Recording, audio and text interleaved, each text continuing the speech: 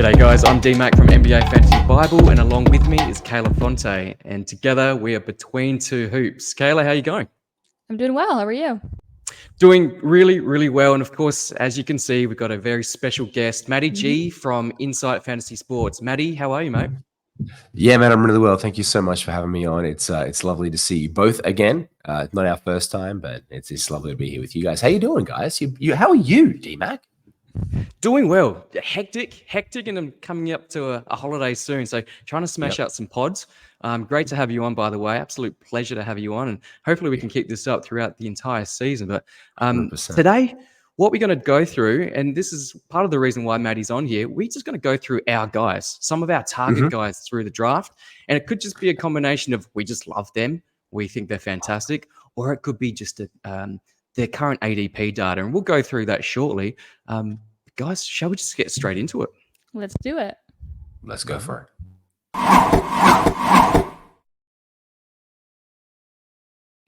All right.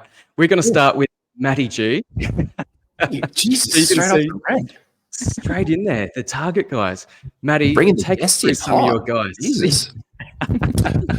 Just for you, Well, I don't know what order you put the PowerPoint in. It's beautiful. You were doing rotations and stuff beforehand. Look, if it's targets for this year, I think we have to clearly, as I guess, analysts, clearly to put a line in the sand between our guys and value targets, especially with the shifting data as ADP comes out every single week from ESPN with Fantrax. My number one guy who I've been on, I even think on Josh Lloyd, I was driving back from Canberra on Friday, and he mentioned something, and I was like, yes, and he slid even further. I do not understand. I do not fucking understand to say, I don't know, can I swear on this pod? You can swear on this pod. It's all because we encourage it. It is so outrageous that the fact that I have to scroll past Jalen Green on ESPN to get to Fred VanVleet in Houston. What's ESPN doing? Can we get a representative from ESPN Fantasy Sports just to explain themselves? We all think that it is. I may have done that. I may have added someone from ESPN and did not get a reply. But, is that right? Yeah, maybe. But 94 for them, as you can see right there on this very beautiful PowerPoint, is outstandingly bad. Yahoo and Fantrax is, let's just say, is the less egregious opponent here. But the fact that this is a guy that I think consistently all of us may have reached for at the end of the second round, early third round, that has basically now slipped into the fourth round in a lot of drafts is a horrible miscommunication. I am all for FEV. He is out of position. Blocks and everything that he brings to the party is fantastic. Kayla, I know you're a fan. An ex-Raptor. Oh, yeah, 100%. I will not tolerate any VanVleet slander here. And just to see that huge disparity with the ESPN leagues, you can't even begin to wrap your head around it, right? Because Yahoo and Fantrax are so similar, but how do you see 94? And this is the thing. I don't understand. And are you drafting off points leagues? Is everyone just deciding to say, you know what, head-to-head leagues, head-to-head week, fuck it, let's all just do roto. Let's just do points. And then that's where he falls down a little bit because he's not the greatest point scorer. But when we're talking about assists and an elite free throw percentage, this is a guy that we can trust. He was the number one ranked player according to #basketball last year, as you can see there. He ended up playing 73 games. Now, his field goal percentage last year was woeful. It was .415, but 860, 3.13, 17 points, 8 assists. 8 assists put you in the elite category as well. 1.4 steals, almost 0.8 blocks. There are centers in the NBA that don't get that. That's my rant over. Fred VanVleet is my guy, and I think it's a travesty that he is not. But at the same time, by the way, I hate it because when everyone listens to this and starts drafting Fred VanVleet early, I'm going to be really pissed off in my draft that people are taking him where I want him. And it's a good point. We have just over a month until opening night. Yep. So there's a lot of room for improvement from ESPN. It is egregious though, 94, even though that they have a slant towards points leagues. You look at his points league rankings from last season, 34th. Yeah, it's not as good as categories. And even when you go into a punt field goal build, 9-cat, absolutely elite, probably a first-round player, but 34th in points still, yet he's still at 94 on their ADP data. Insane, but love it as your number one pick, Matty. That's my guy. That's your Trey guy. Murphy. This is another one of my guys. I drafted him very cheekily in an ESPN league last year where he is 127. It's just makes me cry inside. And I see Kayla smile and I see you just shaking your head, D-Mac, and I'm like, Trey Murphy III, not the second. You can not worry about drafting him anytime. But Trey Murphy III, this guy has been a machine. Now, last year he came back obviously after being injured, and then he had to work himself into the lineup over time. But then let's just say he got himself figured out. I use a rule of thumb, and I'm going to use this as well for my PJ Washington analysis. After the trade deadline, you know how we all usually say like, oh, but after the trade deadline, they did this, and after the trade deadline, they did that. I actually use the Valentine's Day metric. And I know that sounds weird, but Valentine's Day is generally about a week after somebody is traded. Like last year, it was February 8th, I'm pretty sure. You've got to come into a new team. You've got to get acclimated. There's a cooling period. You need to know the plays. You need to know your personnel. And you need to know your roster. So I always use Valentine's Day as a really nice way of looking at fantasy basketball to be like, okay, it's about a week afterwards. What can you then contribute after that? So let's just say Trey Murphy's come back in cold. And to finish the season last year, Trey Murphy ended up being the number 1 ranked Pelican until the end of the season on rank 28 Basketball Monster. I know that for a fact, playing 31 games, which means he eclipsed Herb Jones, CJ McCollum, and Zion Williamson after the February 14 date. The fact that he has fallen this far back in drafts with all the speculation about Brandon Ingram being traded from New Orleans, I think the reason why you would trade Brandon Ingram is because you know you've got guys like Trey and Herb Jones and this wonderful personnel. So for me, I think the disservice to him right now is where he is. He finished the season at 71. You can see he's got 2 rounds back of value right now.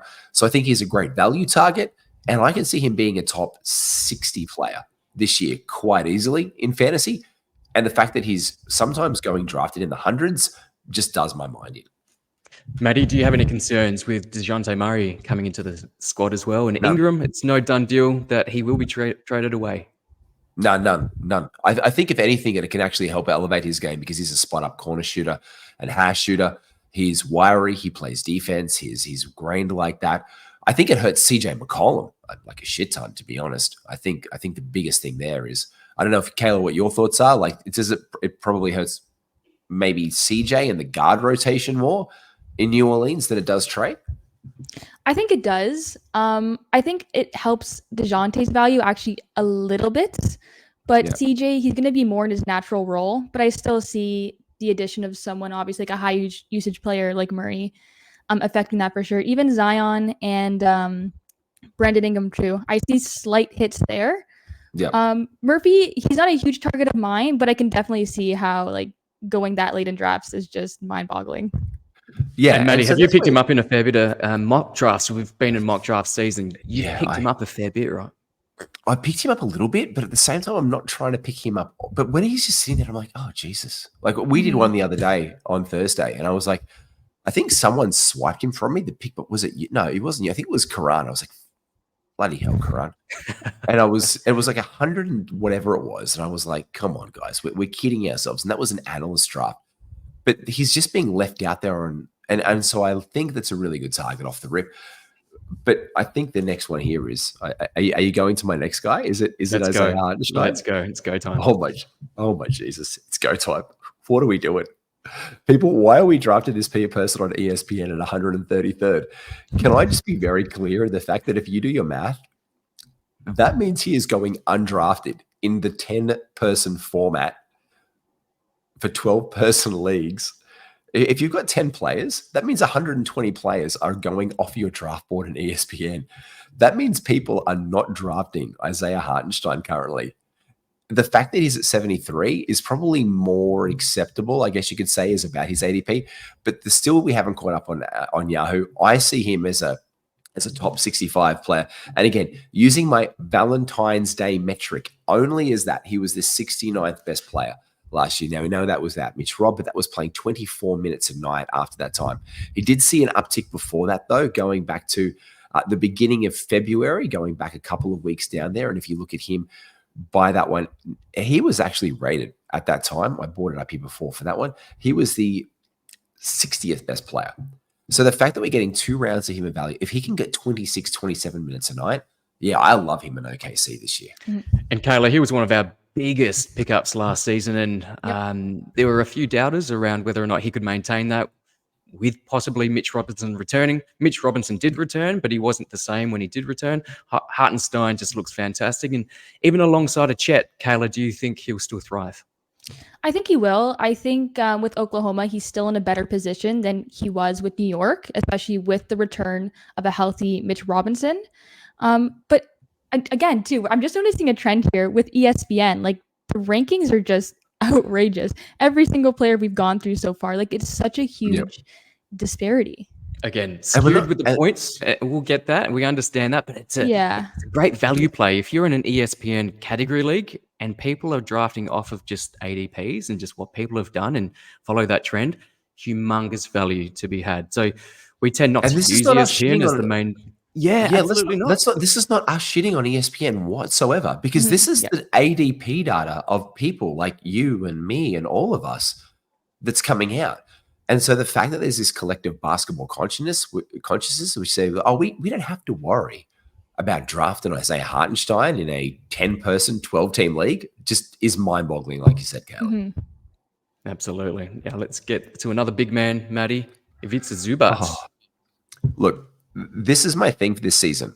In every mock draft we've done, Kayla, D-Mac, what rounds would you say would be the top rounds where centers start to fly off the board? Apart from number 1, when obviously we're looking at like Joel, AD, and Jokic off the rip, where else would you say would be the next round where centers start to go? Yeah, well, from what I've noticed in mocks, there's a bit of a run in about the 5th round, and then later on in about, I'm thinking the 9th or 10th round or so. Yeah, because after that first round, I noticed a lot of guards tend to go for the next few, and then it's the centers going after that. Yeah, 100%. It's the specialty positions that go, because we all know that let's just say the top, I kind of view it like this, and we've got a pod coming out this week that actually shows you like the breakdowns what we've foreseen, and go listen to that when it comes out. But let's talk blocks, right? So who are our best block guys? Wemby, like number 1 with the bullet, right? We all know if you're not getting the number 1 pick, you've got no chance in hell of getting him. Like, that's fine. So Wemby's off the board. Chet, he's going in the 2nd round. Jaren Jackson Jr., AD, obviously 1st round. These big block guys are going off. But there's a lot of those assist guys in the 1st round, like Tyrese Halliburton, Trey Young, that are getting out there. People are picking up Chris Paul, like Darius Garland is starting to see that bump, these big assist number guys. So they're all starting to go off the board to fill off like points, assists, they're gone. So you need a dependable big man. And like you said, D-Mac, Kayla, 5th round, this guy is basically going in the 7th, 8th, or 9th.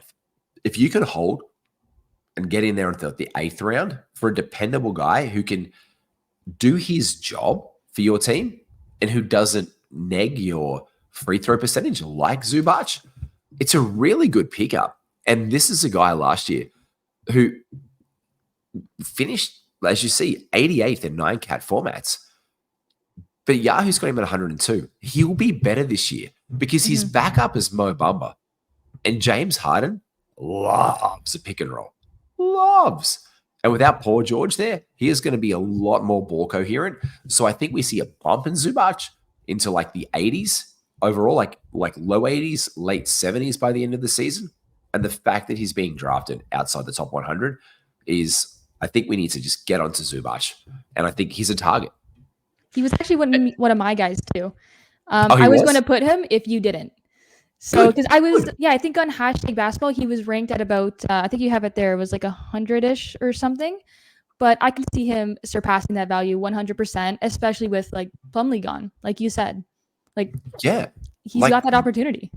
Does anybody in the world trust Mo Bamba? Is Ty Lue going to trust Mo Bamba, D-Mac? I don't think so. Absolutely not. And I know that Zubac's role is just increased this season. There's a few guys around that spot where he's been taken. Jakob Poeltl is another guy that I'm quite into as well. So there's some later round value picks as well at the center spot. Now going into Poeltl is much better. Poeltl is much better at the blocks. Don't get me wrong. The elite field goal percentage from from Zubac at plus 600, who doesn't ding my free throw percentage as much and who doesn't do it on such a high volume that Pirtle, because it's almost like Hacker Pirtle. I don't know if they're in Toronto, Kayla, like this Hacker Pirtle. Like you've got to like just cry every time that someone fouls him in a close game. You're like, oh God. Yeah. But yeah, it's not often going to happen. But yeah, this brings to the next guy. It is PJ Washington. And I've got a little bit of like, why do you like PJ? All his numbers are like average. I'm like, okay, yeah, they are. But he got better last year.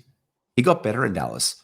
And in fact, I broke down the projections of where he ended up in the season when he got to Dallas afterwards. So let's say you come into a brand new team and you're about the 127th ranked player, which he was when he arrived there on the 8th of February. Now, again, then you use Valentine's Day, the Valentine's Day metric, a week after, where he's ingratiated himself to his teammates slightly. He has then come into the 127th ranked player after then again. So he hasn't moved that much. You give him one more week after then, and you shift him to the 21st of February, and all his games play until the end of the season. And he shifts down to 119. That's 1 week after his arrival, 2 weeks after his arrival in town. Within 3 weeks of being completely entrenched in Dallas, he then merges down to the top 100 players. So now we're talking about 3 rounds of value. Come the beginning of March last year, from the 1st of March down to the end of the season, PJ Washington ended up being, here we go, the 100th best player, 108th best player. So now we've eclipsed 3 rounds of value. I think he gets better. I think Clay's arrival in his town helps to free him off the ball more and not put so much offensive pressure on his field goal percentage, because he had to spread the floor a little bit more. He had to take shots he didn't want to. I think his defense goes up. I think his offense is reliable. And I think when I'm getting him every time in the 13th or 14th round, I'm just saying thank you very much. So I love PJ Washington as a last round. Oh, no, I can pick him up later. Yeah, but you don't want to be that. You can start your season with him and see where it goes. I like that. Yeah, see where it goes. He could be one of these guys that end up on the waiver wire very quickly, Matty, but I like your logic around it. And yeah, the slight dynamic change with Clay now there could actually help him. So I really like that as your last round pick. Have you seen him go undrafted in any mocks? All the time. I actually try not to draft him in the last round, and I actually have said on a few pods, I'm like, oh, but PJ's there. And I just get like mixed heart messages. I'm like, oh, but I said I'd take him. And I feel bad if I don't. And then he's just sitting there on the waiver wire, and I'm like, do we just think we're going to get him and then not be okay? Like, he's in the starting 5. The only position that we know is up for grabs in Dallas is the starting center spot. It's Gafford or Lively. It's a timeshare. Who else is playing power forward there? It's PJ. And whenever Kayla and we talk about value plays, it's a lot of it's about role. It may not just necessarily be usage, but it's role, usage, minutes, the combination of those. And he's got a really solid role. So I really like that. Matty, just in line with the theme around love and Valentine's Day, another one close to your heart, and it's a bit of a left field one. It's a shove for Bub, as you said. Shove for Bub. Yeah, hashtag shove for Bub. We've got Bub Carrington here. Yeah, I just love Bub Carrington. I just think he is one of these rookies that you can pick up in the last round and see where he goes as a 6th man in Washington. You don't have to do anything with him. You can toss him back on your waiver wire. But I like him even more than Scoot Henderson, to be honest. Last year in Portland with a crowded, that might be a bit of a hot take. That's a hot take. But that's a crowded rotation over in Portland. We all know that they're vying for minutes there. We all know they draft him with a really high pick and they want to give him the reins. That's why they trade Dame, but then they don't, and then they do, and then they don't.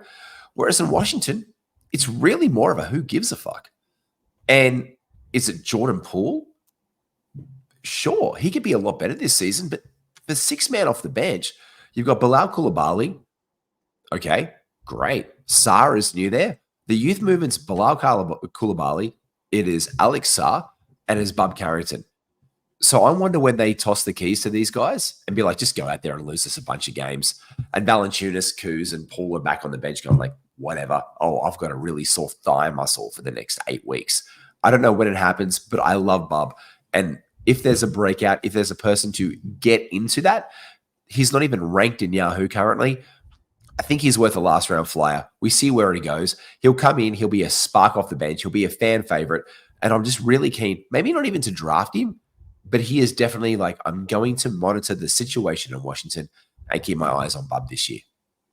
Yeah, he could be a real silly season winner as well. And we Yep. saw that a lot last season. So, yeah, keep an eye on that one as well. Now, Kayla, let's get into your picks as well. Kayla's guys. There has to be a Raptor on there, of course. But yes, we'll start with starting with points league extraordinaire, but coming Points back league. in, Ja Morant, take us through this one. For sure. Yeah, so he only appeared in a disappointing 9 games last year, but obviously that was due to the suspension, the season-ending injury, of course. But I think that we could really put behind all of his off-court issues this year. At least I'm really hoping. I think that he's matured a lot as a person, and we could put that behind us. But I also feel like he just wants to be back on the court, and he's ready to ball out. Obviously, injuries are a little bit unpredictable, but I think we can expect him to play more than 9 games this year at least. I think that's a safe bet. Do you think that the ADP, if we look at Yahoo, ESPN again, very much leaning towards points. That is high, but I think you look at last season, 9 games, and he's perennially a top 20 points league player. So I think that is fair. But in terms of category leagues, 34.5 in Yahoo and exactly the same for Fantrax. Are you going to go that high? I think that's about right for me. I would lean more maybe 3rd, 4th round, like around there, early 4th. But the thing is, he's only cracked the top 50 in category league fantasy value once in his career, which I think is really interesting. But I'm pretty sure that's something that he could surpass this year.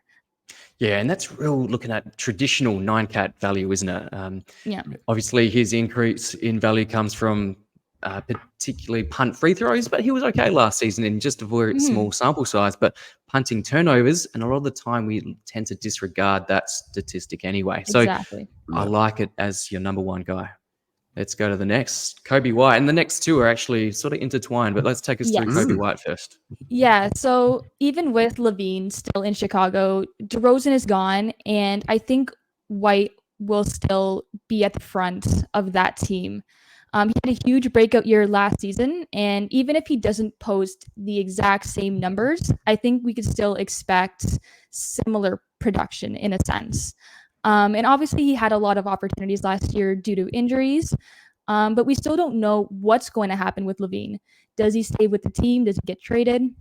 Obviously, his value isn't the best right now, so it's possible that they really just run with him. I'd like you said DMAC before in another episode and just try to get that value back up. But I think that they're going to want to continue to develop Kobe White as the team's future.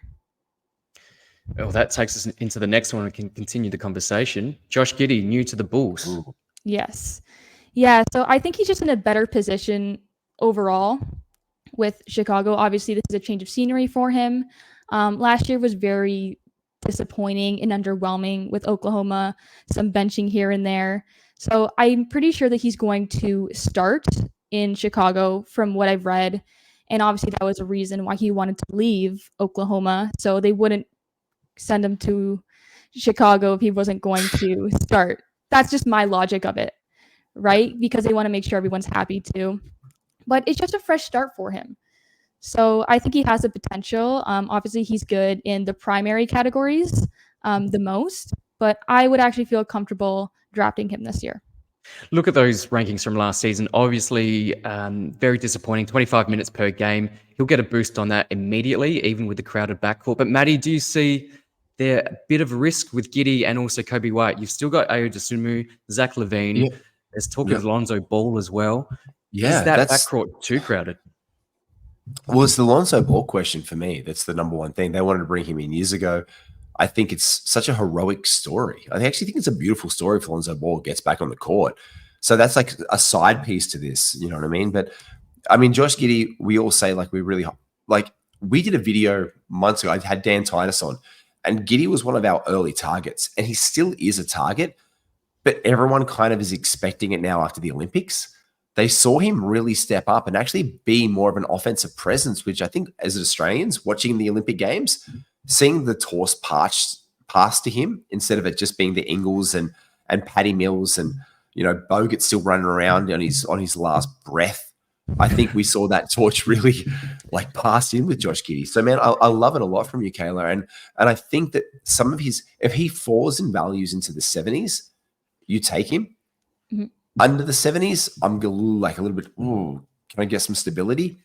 But in the 70s, I'm really comfortable with it because him off Zach LaVine, he'll get rebounds, he'll get some defensive stats, he'll get assists galore, and that's what we look for Josh Giddey for. So Exactly, he'll that's what we get him for. Like, let's not kid ourselves.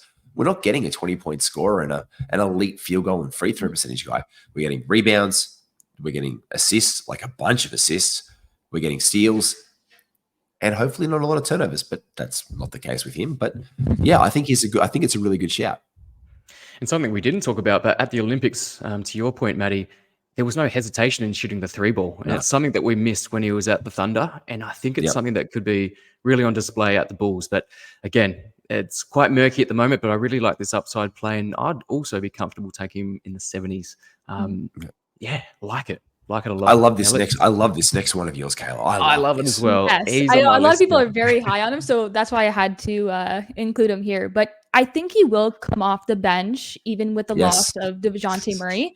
But he's still going to have such a huge role. He will be leading that second unit. He's going to have more minutes, and it's only reasonable to expect a boost in that production. And I believe he's ranked at about 80-ish on hashtag basketball, but I can definitely see him finishing higher than that. He's good for points, threes, free throw percentage, some steals. So good multi-category contributor. Lacking in some other categories, but still for those ones around that kind of build, go for it.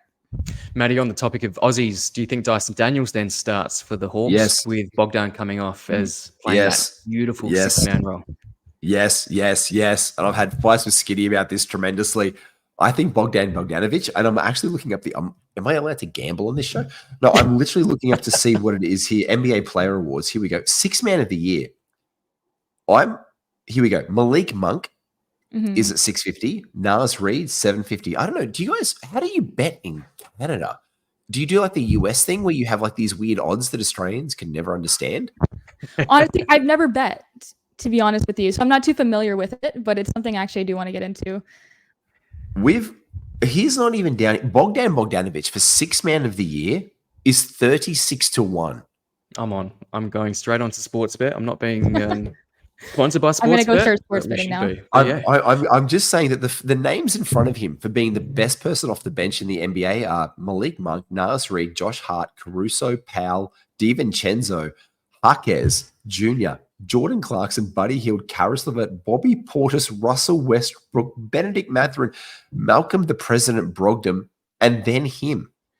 And he's equal money with DeAndre Hunter as the sixth man. So it doesn't even make sense that they're giving the six man. No words, honestly.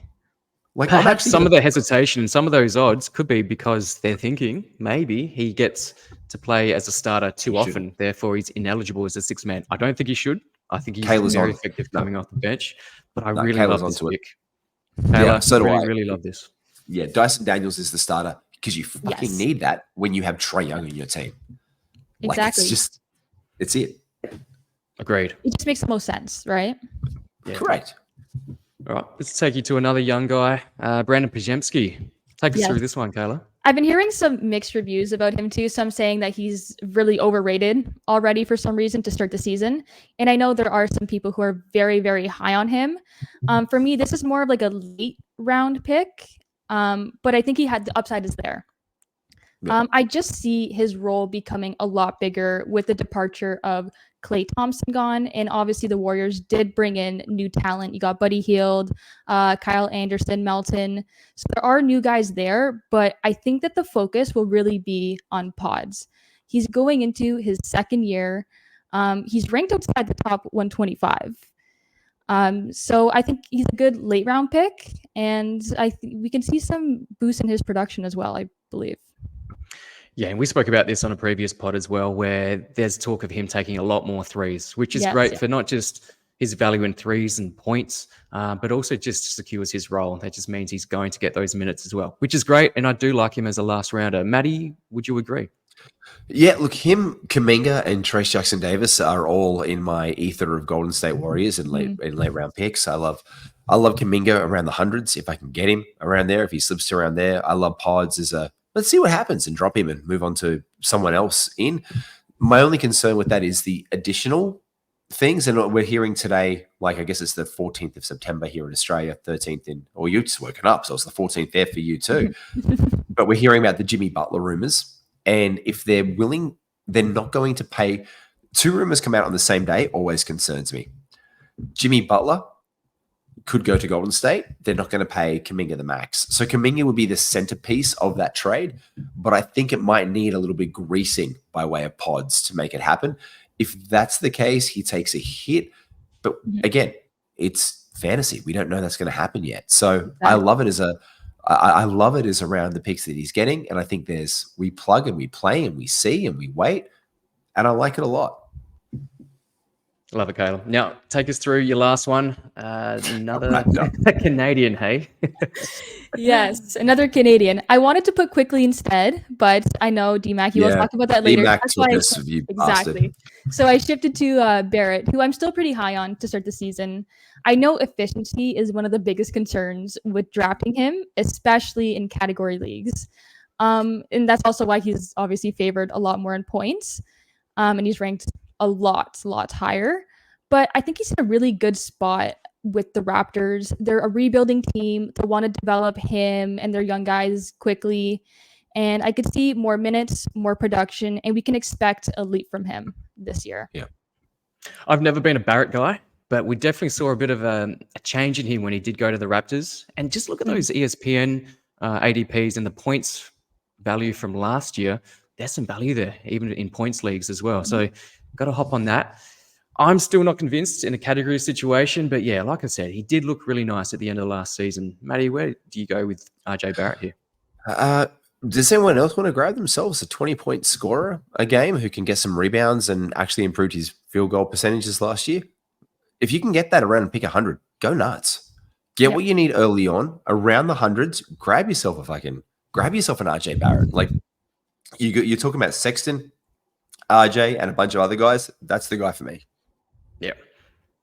I like it. I probably do go Sexton. I really do like Sexton. We don't talk about him in any of my picks, but let's go through mine anyway. Some pretty obvious ones, but maybe not obvious for all. But James Harden for me, I think he's going to be a first round value this season. He doesn't have to be taken in the first round. And you look at that ADP data, 21.7 on Yahoo and 19.1 on Fantrax. I like to look at the Fantrax ADP, and I'm not poo-pooing those that use Yahoo, and there's a lot of you, and the majority of us play on Yahoo. But Fantrax is more the those that really get into fantasy, even when the season's off. A lot of dynasty leagues, guys that are in very specialized leagues as well. So I like to just hone in on that Fantrax value, and 19.1 I still think is great value for someone I believe is going to be a first rounder. What do you think? Really like this pick. He was going to be on my guy's team too. Right. But yeah, I think we can expect first round value from him this year. It's definitely not crazy or anything. Paul George is gone. So it just opens up a lot. Yeah, it's not a huge step up from last year where he was ranked 24th in 9-cap. Paul George is gone. He's got a lot to do. Do we think that Kevin Porter Jr. is going to step up that much? Do we think that Bones Highland is really going to take over that role? I say no to both of those. So I really love him, Matty. Yeah, no, and look, if Kawhi goes down, it's Hartenstein. And we know that that's a possible, it might be almost, it's like Thanos, inevitable that Kawhi will break at some point in time. Yeah. And then it's just James Hartenstein in a brand new arena, and the man's going to cook. So, yeah, the fact that we led our ESPN target show with him, because it's to see him in like the 4th round is ridiculous. He could be a first round value. He could be top 15, 16 on the year. It's a great pick, DMAC. Yeah. All right, we'll race through the rest of mine. No great surprise. I've done this in pretty much every single mock that I've been in, but Jalen Williams, I think he has another gear to go to this season. No Giddy. I think he'll make a little bit more. Yes, we have Caruso. Yes, there's Hartenstein. But I think Jalen Williams coming into his 3rd season, the sky's the limit for this guy. For a top 25 dynasty prospect, longer term, I think he's not going to be too far off of that. So an ADP of 42.3 in Yahoo. Fantrax is where it's interesting, 33.6. And I mentioned this earlier, but I reckon that's probably where he should be taken. You may not need to take him that early, though. I think third or fourth round for me. Ooh, I saw him go in the second round in the draft today. Wow. Wait until you I've hit never his seen that wedge. high. That is rich. I'm going to send you guys the link when I drop this episode. I swear to God, there was some wacky shit going on. Like, but people were like jumping. It was almost like they copy and pasted Fantrax ADP data and started drafting in a Yahoo mock the exact same way. And he went off in the second round. I was like, oh, Jesus, that's early. That You is know? early. Yeah, That that's is a tad early. early. Yeah. That's even a tad early for me, I think. But But I this- still believe this- he's got value at this point with the current ADPs there. But this is the crazy thing, and this isn't even an intended segue to your next guy, but it is the battle of two Jalens. Who goes first? Is it Jalen Williams in your draft, or is it Jalen Johnson? Because Jalen Johnson has the upside in Atlanta, where we know that there's an eventual ceiling to Jalen's role in OKC, but the depth chart is much weaker in Atlanta. So Jalen needs to step up. And this is where you're seeing the ADP data reflect that Jalen Johnson's swinging up and Jalen Williams is kind of just sitting around where he is or dropping a little bit. But I've seen Jalen Johnson, Kayla, Dan, D-Mac, you've seen Jalen Johnson go before Jalen Williams in drafts. I have multiple times, and I probably wouldn't hesitate to do it myself. And I like that talk of his ceiling because he's now the clear number 2 on that team. We saw in moments last season where Trey was out, Jalen Johnson just dropped a triple-double out of nowhere. So he's got that upside. The one knock on his game is free throws, and even there, it's not really killing your team. He's not tanking you in free throws, but it's one negative in a world of just positives. So I think the sky's the limit for this guy. So I really like him with a Yahoo 40 in ADP of 40 in Yahoo right now. So yeah, one of my top guys as well. Now, moving on very quickly, we spoke about, we're going the wrong way. We spoke about Immanuel Quickley. I've been banging on about him all preseason. For me, he is about to explode. Yeah, we saw a lot of his value come at the end of last season where a lot of guys were hurt for Toronto. But since his switch to from the Knicks, he just looked a different player. And he's been now taken in the 4th round, and that is getting a little bit high. I think that's probably at value or close to value. But at an ADP of 56 in Yahoo, I think there's a lot of value. So if you can get him at that point, maybe even creep into the late 40s, I'm still willing to go there. What do you think, guys? Same for me. You go first. You go first, Kayla. You're the Canadian. You tell us. Well, you said it exactly. I think he is going to explode this year. I think we can expect big things from him. And he is right now, besides obviously Scotty Barnes, he's the number 1 for me. Ahead of Barrett, of course, too, because he just has that upside. Like, he was a completely different player this year with the Raptors. And I'm so excited to see that leap that he takes this year. Yeah. Matty? Yeah, I'm actually really offended that you set up this podcast just so you can put your 5 guys in and just to drop his name before Kayla and I, to be honest, because you started the group chat and you were like, blah, blah, blah, blah, blah. Did you notice how quickly I the put those players. in? Yeah. Did you I notice? Yeah, I noticed how quick you put them in. And because in Australia, we have a drink called Nesquik. So I call him Nesquik. It's where like you put like 2 flavors like in a cup. You know, you have Nesquik in Canada? We do. Yeah. We do. So I call him Nesquickly. Valentine's Day rule of thumb. We all know that he tapered off because of the games played. Again, he was the 28th best player after Valentine's Day last year in 19 games. That is his upside in Toronto this coming season. So I'm not saying that he's going to be the 28th best player, but that is the upside potential that he brings. He brings it across the board.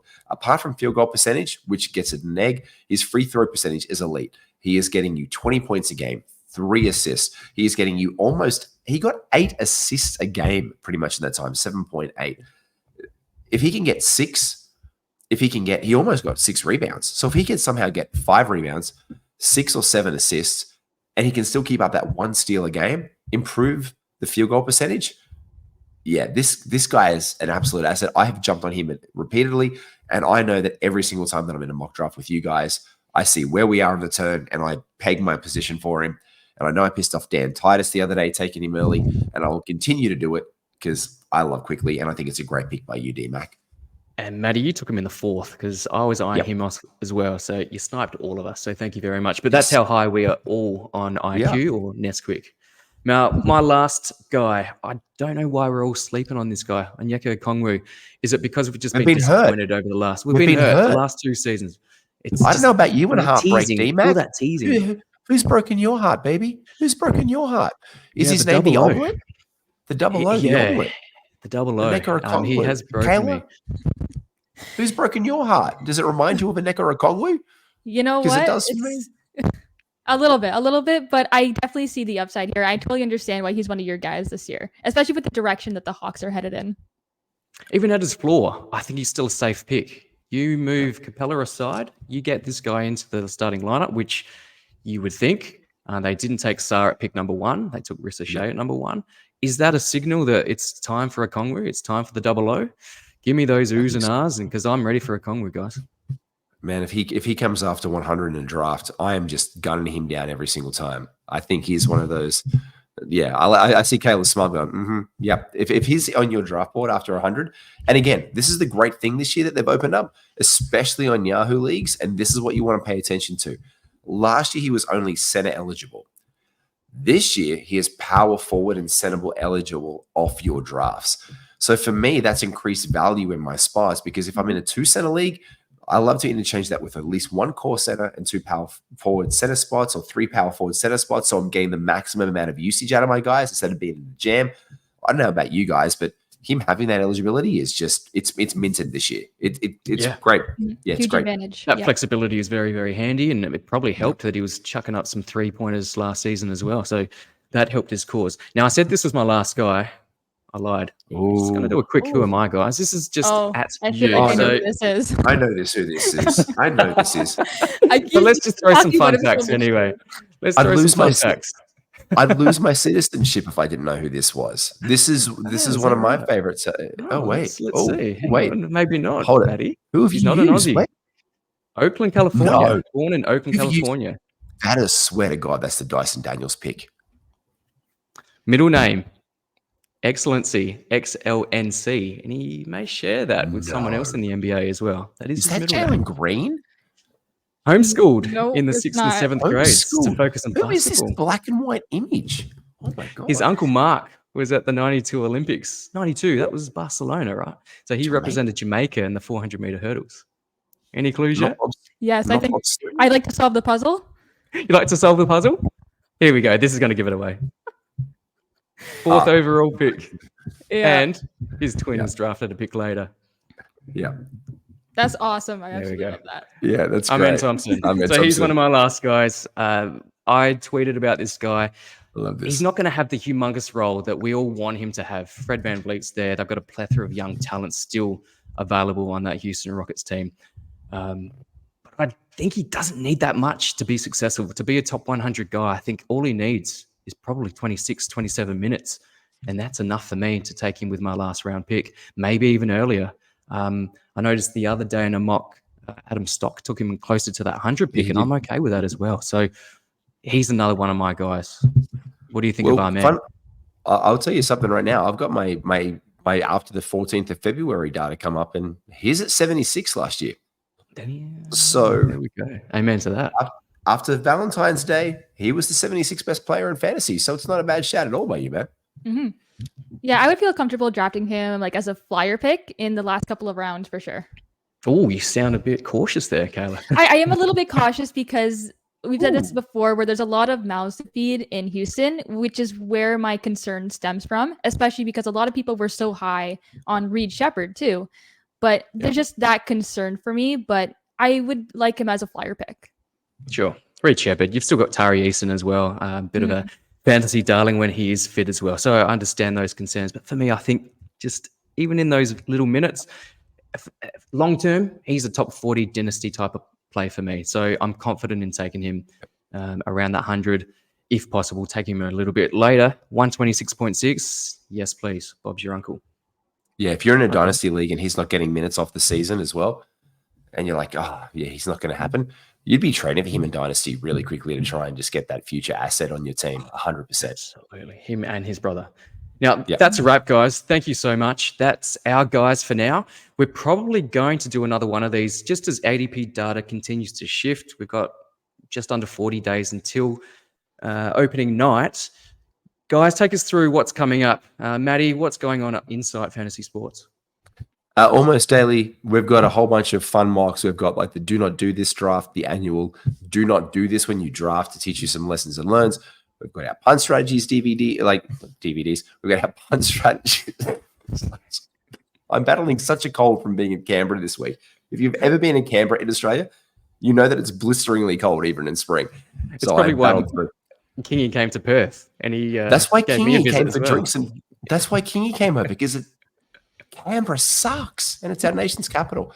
It's pretty, but it sucks. It's very, very cold. But look, we've got heaps of stuff coming out this week. We've got our big draft board as well. We've got like 220 player synopsises in there, and the consensus board, mine, Skitty, Mally's, and just a whole bunch of draft data available on our Patreon. And yeah, just a heap of podcasts and videos coming out with drafts and mocks and strategies to help you win your leagues. Kayla, what about you? Yeah, lots of podcasts on the way for sure. I'm also working on a little article series right now for risers, sleepers, and fallers. So that'll be coming out hopefully sometime next week. And I'm looking forward to Bitches Be Ballin'. We're talking about Yes, Lonzo that is Ball on and the the way Big too. Baller brand. This is the new Triple B, Bitches Be Yes. Ballin'. So I better cannot one. wait for that. Better one, Absolutely. 100%. If you had shoes, Kayla, I'd wear them. You know, I All right, totally guys. should launch my own design. Please do. Please do. Send them over. All right. Thank I you so will. much, guys. That's a wrap. But until next time, thanks so much, everyone. See ya. See ya.